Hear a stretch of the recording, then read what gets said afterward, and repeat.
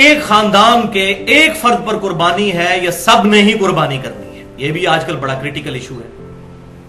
یہ ساروں نے قربانی کرنی ہے؟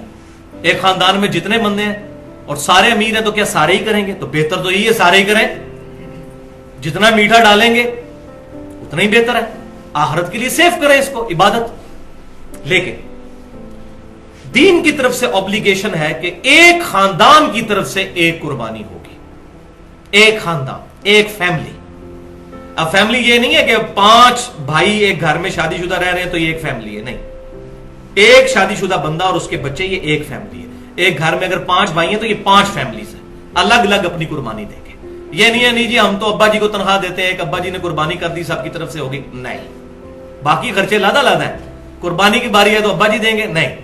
تو ایک خاندان، میاں بیوی اور بچے، وہ ایک خاندان تصور ہوں گے، ان کی طرف سے ایک قربانی. اور وہ ثبوت جامعہ ترمذی اور سنن ابن ماجہ میں صحیح سند کے ساتھ حدیث ہے.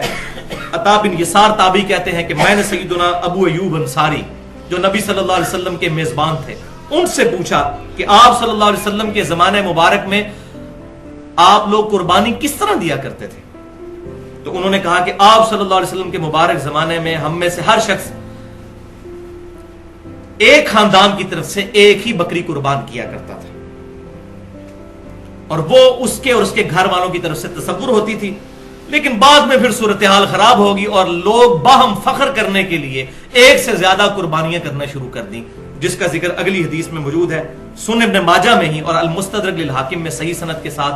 اور امام ذہبی نے بھی موافقت کی ہے کہ حذیفہ بن اسید رضی اللہ تعالیٰ عنہ کہتے ہیں کہ میرے گھر والوں نے مجھے اکسایا، حالانکہ میں یہ جانتا تھا کہ سنت یہ ہے کہ پورے گھر کی طرف سے ایک قربانی کی جائے، ایک بکری.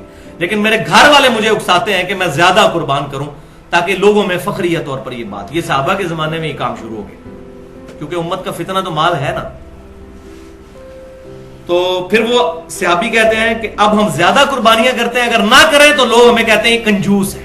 اس زمانے میں بات ہو رہی ہے، کنجوس کہتے ہیں. تو یہاں پر یہ بات بھی سمجھ لیجئے کہ جو بیرون ملک لوگ آباد ہیں وہ گھر والوں کو یہاں پیسہ بھیجتے ہیں تو وہاں ان کو قربانی پھر کرنے کی ضرورت نہیں ہے. بیوی بچے ادھر ہیں، ماں باپ ادھر ہیں، تو وہاں سے پیسے بھجوا دیے تو اس کی طرف سے قربانی ہوگی. وہ خاندان کا سربراہ ہے، یہ نہیں ہے کہ اس نے لادا ادھر قربانی کرنی ہے. اسی طریقے سے فطرانے کے پیسے، باقی چیزیں جو ہیں وہ یہاں پر اگر کوئی بھجوا دیتا ہے تو یہاں پر دے دیں گے تو ادا ہو جائیں گے.